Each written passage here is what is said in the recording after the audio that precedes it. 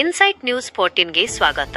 Shivamogga doctor ಸಮೀಕ್ಷಾ ರೆಡ್ಡಿ ಸಾವಿನ ತನಿಖೆಗೆ ಆಗ್ರಹಿಸ ವೈದ್ಯಕೀಯ ವಿದ್ಯಾರ್ಥಿಗಳ ಬೃಹತ್ ಪ್ರತಿಭಟನೆ. ನಮಸ್ಕಾರ, insight news 14 YouTube channel subscribe ಮಾಡಿಕೊಳ್ಳಿ. ಇಂದು ಶಿವಮೊಗ್ಗದ ಗೋಪಿ ವೃತ್ತದಲ್ಲಿ ಎಂಬಿಬಿಎಸ್ ವಿದ್ಯಾರ್ಥಿಗಳು ರಾಜ್ಯ ಸರ್ಕಾರದ ವಿರುದ್ಧ ಮತ್ತು ಅರಣ್ಯ ಇಲಾಖೆಯ ವಿರುದ್ಧ ಬೃಹತ್ ಪ್ರತಿಭಟನೆ ನಡೆಸಿದರು. ಘಟನೆಯ ವಿವರ: ಇತ್ತೀಚೆಗೆ ಶಿವಮೊಗ್ಗದ ತ್ಯಾವರೆಕೊಪ್ಪ ಲಯನ್ ಸಫಾರಿಯಲ್ಲಿ ಅನಾರೋಗ್ಯಕ್ಕೊಳಗಾಗಿದ್ದ ನೀರಾನೆಗೆ ಚಿಕಿತ್ಸೆ ನೀಡಲು ತೆರಳಿದ್ದ ಯುವ ಪಶುವೈದ್ಯೆ ಡಾಕ್ಟರ್ ಸಮೀಕ್ಷಾ ರೆಡ್ಡಿ ಅವರು ದುರದೃಷ್ಟವಶಾತ್ ಸಾವನ್ನಪ್ಪಿದ್ದರು. ಈ ಸಾವು ಹಲವು ಅನುಮಾನಗಳಿಗೆ ಎಡೆಮಾಡಿಕೊಟ್ಟಿದ್ದು, ಘಟನೆಯ ಬಗ್ಗೆ ಪಾರದರ್ಶಕ ತನಿಖೆಯಾಗಬೇಕು ಎಂದು ಆಗ್ರಹಿಸಿ ಇಂದು ನೂರಾರು ವೈದ್ಯಕೀಯ ವಿದ್ಯಾರ್ಥಿಗಳು ಬೀದಿಗಿಳಿದಿದ್ದಾರೆ. ನಗರದ ಗೋಪಿ ವೃತ್ತದಲ್ಲಿ ಜಮಾಯಿಸಿದ ವಿದ್ಯಾರ್ಥಿಗಳು ಡಾಕ್ಟರ್ ಸಮೀಕ್ಷಾ ಅವರಿಗೆ ನ್ಯಾಯ ಸಿಗಬೇಕು ಎಂದು ಘೋಷಣೆಗಳನ್ನು ಕೂಗಿದರು. ಸಮೀಕ್ಷಾ ರೆಡ್ಡಿ ಅವರ ಸಾವಿನ ಹಿಂದೆ ನಿರ್ಲಕ್ಷ್ಯವಿದೆಯೇ? ಸಫಾರಿಯಲ್ಲಿ ಸೂಕ್ತ ಸುರಕ್ಷತಾ ಕ್ರಮಗಳಿರಲಿಲ್ಲವೇ? ಎಂಬ ಪ್ರಶ್ನೆಗಳನ್ನು ಎತ್ತಿದ ವಿದ್ಯಾರ್ಥಿಗಳು ಕೂಡಲೇ ಈ ಬಗ್ಗೆ ಉನ್ನತ ಮಟ್ಟದ ತನಿಖೆ ನಡೆಸಬೇಕೆಂದು ಒತ್ತಾಯಿಸಿದರು. ಕರ್ತವ್ಯದ ಅವಧಿಯಲ್ಲಿ ವೈದ್ಯರಿಗೆ, ಅದರಲ್ಲೂ ವನ್ಯಜೀವಿಗಳಿಗೆ ಚಿಕಿತ್ಸೆ ನೀಡುವ ಸಂದರ್ಭದಲ್ಲಿ ಹೆಚ್ಚಿನ ರಕ್ಷಣೆ ಮತ್ತು ವಿಮೆ ಸೌಲಭ್ಯ ನೀಡಬೇಕು ಎಂಬುದು ವಿದ್ಯಾರ್ಥಿಗಳ ಪ್ರಮುಖ ಬೇಡಿಕೆಯಾಗಿತ್ತು.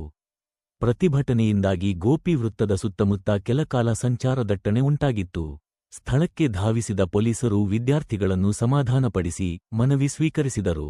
ನಿರಂತರ ಸುದ್ದಿಗಳಿಗಾಗಿ ನೋಡ್ತಾ ಇರಿ ಇನ್ಸೈಟ್ ನ್ಯೂಸ್ 14.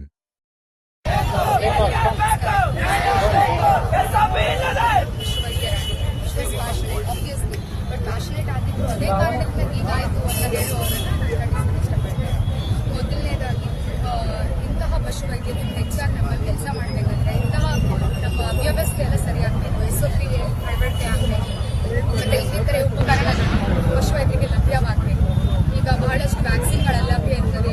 ಪಶುವೈದ್ಯರು ಇಲ್ಲಿ ವೈಲ್ಡ್ ಲೈಫ್ಗೆ ಹೋದಾಗ ಕ್ಯಾಂಪ್ಸ್ ಅದಕ್ಕೆ ಇರುವುದಿಲ್ಲ.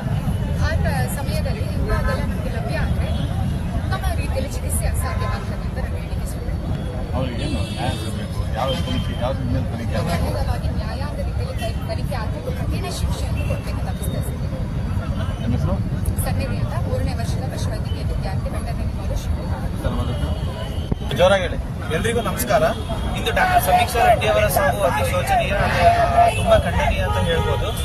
ಇವತ್ತು ಈ ವ್ಯವಸ್ಥಿತವಾದ ಸರ್ಕಾರಗಳಿದೆ, ವ್ಯವಸ್ಥಿತವಾದ ಇಲಾಖೆಗಳಿದೆ, ಬೇಕಾದಷ್ಟು ಹಣ ಇದೆ, ಬೇಕಾದಷ್ಟು ತಂತ್ರಜ್ಞಾನ ಇದೆ. ಇಷ್ಟೆಲ್ಲದರ ನಡುವೆ ಒಂದು ಪಶುವೈದ್ಯರು ಈ ರೀತಿ ಅಮಾನವೀಯವಾಗಿ ಸಾಯ್ತಿದ್ದಾರೆ ಅಂತಂದ್ರೆ ಇಲ್ಲಿ ನಾವು ಸಿಸ್ಟಮ್ ಅನ್ನೋದು ತುಂಬಾ ಅಮಾನವೀಯವಾಗಿ ಫೇಲ್ ಆಗ್ತಿದೆ ಅಂತದನ್ನ ಹೇಳ್ಬೋದು.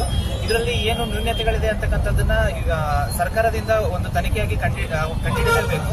ಅಷ್ಟೇ ಅಲ್ಲ, ಡಾಕ್ಟರ್ ಸಮೀಕ್ಷಾ ರೆಡ್ಡಿ ಅವರು ಫೀಲ್ಡ್ ಅಲ್ಲೇ ಕೆಲಸ ಮಾಡುವಾಗಲೇ ಸತ್ತಿರೋದ್ರಿಂದ, ಅದು ಸಹ ರಾತ್ರಿ 12 ಗಂಟೆಯಲ್ಲಿ ತಮ್ಮ ಕಾರ್ಯದಲ್ಲಿ ಸತ್ತಿರೋದ್ರಿಂದ ಅವರನ್ನು ಹುತಾತ್ಮ ಎಂಬುದಾಗಿ ಇಲಾಖೆ ಹಾಗೂ ಸರ್ಕಾರದಿಂದ ಘೋಷಣೆ ಮಾಡಲೇಬೇಕು ಅಂತಕ್ಕಂಥದ್ದನ್ನ ನಾವೆಲ್ಲರೂ ಪಶುವೈದ್ಯರು ಸೇರಿ ತೀವ್ರವಾಗಿ ಪ್ರತಿಪಾದಿಸ್ತೇವೆ. ಅಷ್ಟೇ ಅಲ್ಲ, ಡಾಕ್ಟರ್ ಸಮೀಕ್ಷಾ ರೆಡ್ಡಿ ಅವರ ಸಾವಿನ ಸಲುವಾಗಿ 30 ಲಕ್ಷ ಅಂತ ಏನೋ ಘೋಷಣೆ ಮಾಡಿದ್ರೆ ಸರ್ಕಾರದವರು, ಇವತ್ತು ಎಲ್ಲೋ ಫ್ಯಾಕ್ಟರಿಯಲ್ಲಿ ಯಾರೋ ಒಬ್ಬ ವರ್ಕರ್ಸ್ ಹತ್ರ 30 ಲಕ್ಷ ಕೊಡ್ತಾರೆ. ನಾವು ಪಶುವೈದ್ಯರಾಗಿ ಇಷ್ಟೆಲ್ಲ 7-8 ವರ್ಷ ಓದಿ ನಮ್ಮ ಒಂದು ಜೀವವನ್ನು ಪಣಕ್ಕಿಟ್ಟು ಕೆಲಸ ಮಾಡ್ತಿರೋದ್ರಿಂದ 30 ಲಕ್ಷ ಅಂತಕ್ಕಂಥದ್ದು ನಮ್ಮನ್ನ ತೀರಾ ಕೆಳಮಟ್ಟದಲ್ಲಿ ಸರ್ಕಾರ ನೋಡ್ತಾ ಇದೆ ಅಂತಕ್ಕಂಥದ್ದನ್ನ ಎತ್ತಿ ತೋರಿಸ್ತಾ ಇದೆ. ಹಾಗಾಗಿ ಇದನ್ನು ಸಹ ಖಂಡಿಸ್ತೇವೆ. ಅಷ್ಟೇ ಅಲ್ಲ, ನಮ್ಮ ಪಶುವೈದ್ಯಕೀಯ ರಂಗದಲ್ಲಿ ಈ ರೀತಿಯ ಘಟನೆಗಳು ಪದೇ ಪದೇ ನಾವು ನೋಡ್ತಾನೆ ಇದೀವಿ. ಹಾಗಾಗಿ ನಮ್ಮ ಪಶುವೈದ್ಯರಿಗೆ ಯಾವ ರೀತಿಯ ಒಂದು ಸಂರಕ್ಷಣೆ ಇದೆ, ಯಾವ ರೀತಿಯ ಒಂದು ಸೆಕ್ಯೂರಿಟಿ ಇದೆ ಅಂತಕ್ಕಂಥದ್ದು ಪ್ರಶ್ನೆ ಪದೇ ಬರುತ್ತೆ. ಅಷ್ಟೇ ಅಲ್ಲ, ಪಶುವೈದ್ಯಕೀಯ ರಂಗದಲ್ಲಿ ಹೆಣ್ಣು ಮಕ್ಕಳು ಮುಂದೆ ಬಂದು ಕೆಲಸ ಮಾಡೋದಕ್ಕೆ ತುಂಬಾ ಕಷ್ಟ ಇದೆ. ಆ ಪರಿಸ್ಥಿತಿಯಲ್ಲೂ ಸಹ ಆ ಹೆಣ್ಣು ಮಗಳು ವೈಲ್ಡ್ ಲೈಫ್ ಅಂತಕ್ಕಂಥ ವಿಭಾಗದಲ್ಲಿ ಮುಂದೆ ಬಂದು ಕೆಲಸ ಮಾಡುತ್ತಿರುವಾಗ ಇಷ್ಟೆಲ್ಲ ಅಮಾನವೀಯವಾಗಿ ಸಾವಾಗಿದೆ ಅಂತಕ್ಕಂಥದ್ದು ತೀರಾ ಶೋಚನೀಯ. ಇದನ್ನು ಖಂಡನೀಯವಾಗಿ ತೆಗೆದುಕೊಳ್ಳಬೇಕು, ಸರ್ಕಾರ ಇದಕ್ಕೆ ಕ್ರಮ ಕೈಗೊಳ್ಳಬೇಕು. ಅಷ್ಟೇ ಅಲ್ಲ, ಸಮೀಕ್ಷಾ ರೆಡ್ಡಿ ಅವರ ಹೆಸರಿನಲ್ಲಿ ಒಂದು ಸಂಘನೋ ಒಂದು ಸಂಸ್ಥೆನೋ ನೇಮಕ ಆಗಿ ರಚನೆಯಾಗಿ ಸರ್ಕಾರದಿಂದ ಮುಂದೆ ಯಾವುದೇ ರೀತಿಯಲ್ಲಿ ಪಶು ವೈದ್ಯಕೀಯ ರಂಗದಲ್ಲಿರ್ತಕ್ಕಂಥ ಹೆಣ್ಣು ಮಕ್ಕಳಿಗೆ ಸಂರಕ್ಷಣೆ ನೀಡುವ ಸಲುವಾಗಿ ಸ್ಥಾಪನೆ ಆಗಲೇಬೇಕು ಅಂತಕ್ಕಂಥದ್ದನ್ನು ನಾನು ಪ್ರತಿಪಾದಿಸ್ತೇನೆ. ಧನ್ಯವಾದಗಳು.